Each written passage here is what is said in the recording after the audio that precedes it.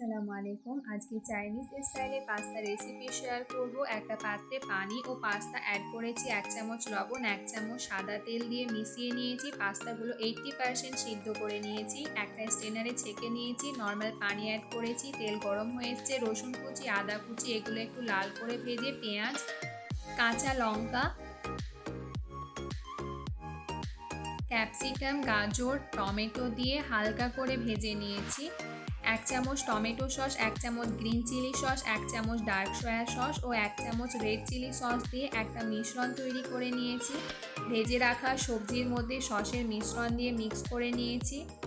1 চামচ vinegar add করেছি, half চামচ পাস্তা মশলা অ্যাড করেছি। সব কিছু ভালোভাবে মিক্স করে সিদ্ধ করে রাখা পাস্তা অ্যাড করেছি। ফাইনালি পাস্তাগুলোকে মিক্স করে নিয়েছি। শেষে অ্যাড করেছি ধনেপাতা। Ready Chinese pasta.